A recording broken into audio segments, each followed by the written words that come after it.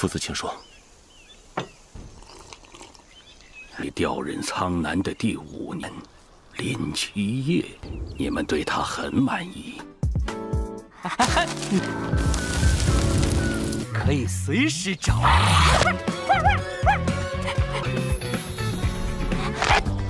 第一起切纸案的案发，我就能把你找出来。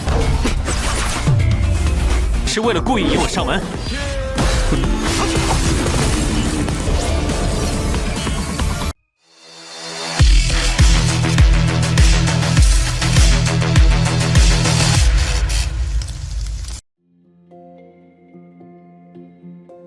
Halo semuanya, selamat datang di Ruang Sinema. Bagaimana kabar kalian semua? Semoga selalu sehat dan baik-baik saja.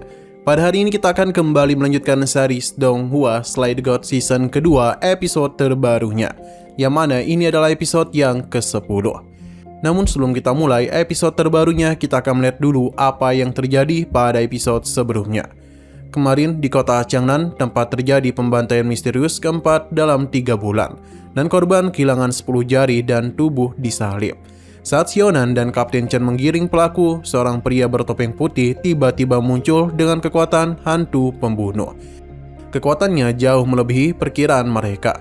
Hanya saja sosok itu mengaku sebagai warga biasa yang mencari pelaku tanpa niat jahat, lalu berhasil melarikan diri.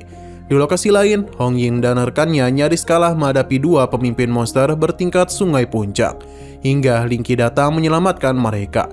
Kapten Chen kemudian menjelaskan bahwa kasus ini melibatkan lebih dari 1 bocah hantu 10 sayatan, dan juga pria bertopeng itu diduga sebagai pencuri keajaiban. Ia sudah beraksi berulang kali. Nah, sekarang kita akan melanjutkan episode terbarunya. Keesokan harinya, Linky bersama seniornya mengunjungi lokasi kejadian pembunuhan sesuai data yang mereka peroleh pada tanggal 5 Oktober. Sekitar pukul 10 pagi, pemilik kedai yang baru saja membuka tokonya tanpa sengaja menemukan pelayannya meninggoy secara mengenaskan. Laporan awal menyebutkan kejadian itu berlangsung pada malam hari. Namun berdasarkan petugas forensik, diperkirakan waktu kematiannya sekitar pukul 3 hingga 4 dini hari pada tanggal yang sama. Pada tubuh korban ditemukan 5 bekas tusukan paku, tempat diantaranya tersebar ke 4 anggota tubuh, 2 di bagian lengan, 2 di kaki, dan 1 lagi tepat di jantung. Tak hanya itu, seluruh jari korban telah terpotong dengan sangat rapi, yang membuat kejanggalan semakin kentara. Di dalam kedai tersebut tidak ditemukan senjata tajam apapun yang bisa menghasilkan luka semacam itu, sehingga mereka sempat memastikan ini adalah ulah dari hantu pemotong 10 jari. Namun Linky menangkap sebuah keanehan. Seharusnya 10 jari yang terpotong akan mengeluarkan darah dalam jumlah besar. Akan tetapi jejak darah yang ditemukan justru sangat minim. Linky kemudian memeriksa rekaman sebelum dan selama tragedi berlangsung, hingga akhirnya sampai pada kesimpulan kejadian itu bukanlah ulah hantu pemotong 10 jari, sebab hantu yang mereka hadapi sebelumnya memotong dengan cepat dan tegas. Sementara para korban kali ini jari-jarinya hilang 1 persatu secara perlahan. Karena itu, Linky meminta izin untuk memeriksa langsung jasad korban, guna membuktikan kecurigaannya. Sementara itu, Hu Xiangnan, sang wakil kapten pasukan 136, sedang bertemu dengan gurunya. Perbicaraan santai mereka lambat laun terasa menegang, sebab sang guru telah mengetahui bahwa salah satu murid kini resmi menjadi penjaga malam dan telah kembali ke tim 136. Sosok itu tak lain adalah Linky. Sang guru bertanya bagaimana pandangan Hu Xiangnan tentang Linky. Hu Xiangnan menjawab bahwa Linky adalah anak yang benar-benar pemberani, tekun dan juga pintar. Bahkan mungkin yang terbaik di antara seluruh anggota tim 136, hingga mampu melampaui mereka semua. Namun pandangan sang guru berbeda. Ia justru mengingatkan Hu Xiangnan untuk berhati-hati terhadap Linky, sebab bocah itu dikenal sangat teliti. Sang guru sendiri sudah mendapatkan informasi dari instruktur Yuanggang bahwa Linky sebelumnya pernah mempertanyakan bekas luka yang ada pada tubuh Hu Xiangnan. Ini merupakan sebuah kekhawatiran, jadi jangan sampai Linky mulai mengetahui masa lalu mereka. Seperti yang pernah diceritakan di episode-episode awal, Hu Xiangnan dikenal sebagai pendekar pedang abadi, sementara Chen Muye dijuluki ketidakkekalan hitam. Keduanya pernah berhadapan dengan sosok yang jauh lebih kuat di masa lalu, dan hanya mereka berdua yang berhasil bertahan hidup dari tragedi tersebut. Hu Xiangnan menegaskan bahwa Lingqi adalah anak baik dan tidak mungkin memiliki niatan jahat. Sang guru membalas singkat, jika memang benar-benar demikian, itu akan menjadi sebuah takdir yang luar biasa. 夫子请说。你调任苍南的第5年，林七夜，你们对他很满意。 Di tengah perjalanan, Lingqi diminta untuk beristirahat sejenak. Namun dia itu justru memanfaatkan waktu ini untuk menginterogasi naga tanah yang sebelumnya berhasil ditaklukkan. Awalnya, naga itu bersikap angkuh dan sombong di hadapannya. Tetapi hanya dengan satu tatapan dari Lingqi, tubuhnya langsung mengecil. Lingqi pun bertanya, apakah dia itu bisa memasak, menyapu, dan menghibur nenek, atau sekedar membersihkan halaman. Sayangnya, semua pertanyaan itu dijawab dengan ketidakmampuan. Bahkan untuk berbicara pun dia tidak bisa, sehingga dianggap tidak berguna sama sekali. Lingqi pun sempat berniat memusnahkannya. Namun secara tiba-tiba, naga itu memperlihatkan wujud manusianya yang menyerupai seorang wanita, sekaligus menunjukkan satu kemampuan yang bisa dia andalkan, yakni menghasilkan api besar yang membantu proses memasak menjadi jauh lebih cepat. Alhasil, Lingqi menerimanya untuk bergabung di rumah sakit jiwa para dewa sebagai asisten dapur, dan nama baru Hongyan. Dan begini, Lingqi pun memiliki 4 perawat sekaligus. Liu Fei sebagai ketua perawat diperintahkan untuk membimbing Hongyan dengan baik. Sayangnya pada pertemuan pertama mereka, Liu Fei justru digigit oleh Hongyan. Sebab Lingqi lupa memberitahu bahwa Hongyan tak bisa berbicara. Kondisinya yang cukup istimewa membuat tugas Liu Fei semakin berat. Sebab dia itu harus mengajari Hongyan mana yang baik dan mana yang buruk. Salah satu contohnya, Hongyan pernah mengira seekor anjing adalah makanan meski wajar saja, mengingat dia itu memang adalah seekor naga.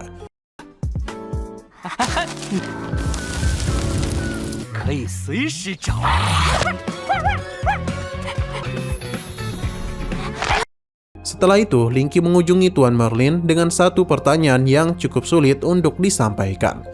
Dia bercerita seolah memiliki seorang teman yang selalu berbuat baik padanya.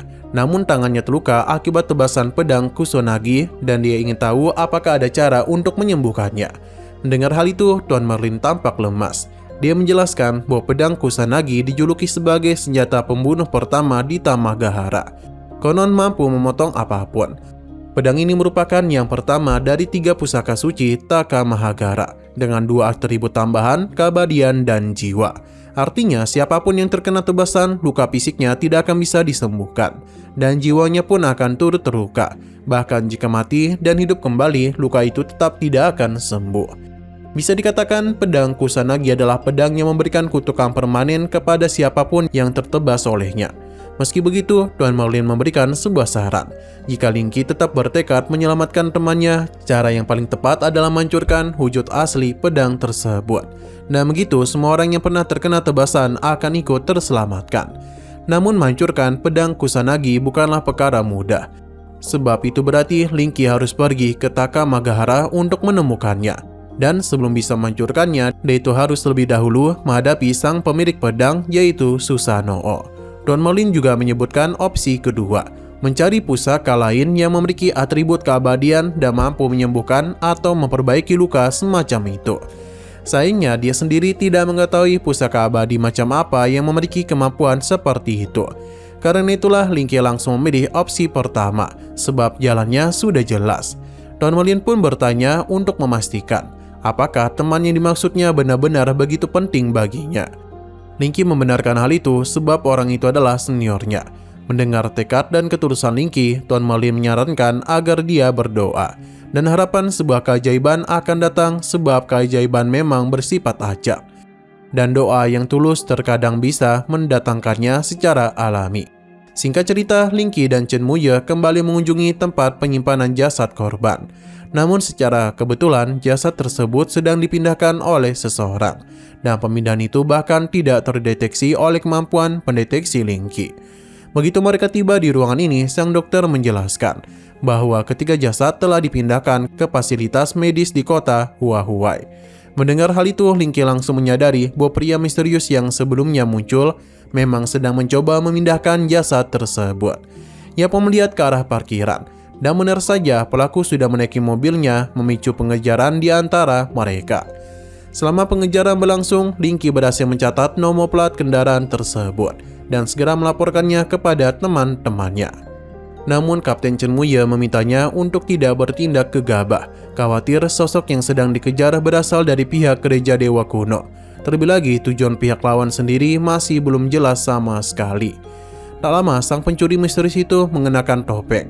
Linky yang menyaksikannya langsung terkejut. Bagaimana mungkin pencuri misterius itu justru membawa lari jasad korban. Pengejar mereka pun melewati lokasi kejadian pertama. Namun Linky tidak sedikit pun terdistraksi.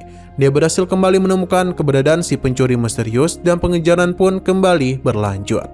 Setelah saling melancarkan serangan, pengejaran itu berakhir di lokasi kejadian kedua, memberi Linky sebuah petunjuk baru. Target berikutnya pas di lokasi kejadian ketiga. 第一起切纸案发，我就能把你找出来，是为了故意引我上门。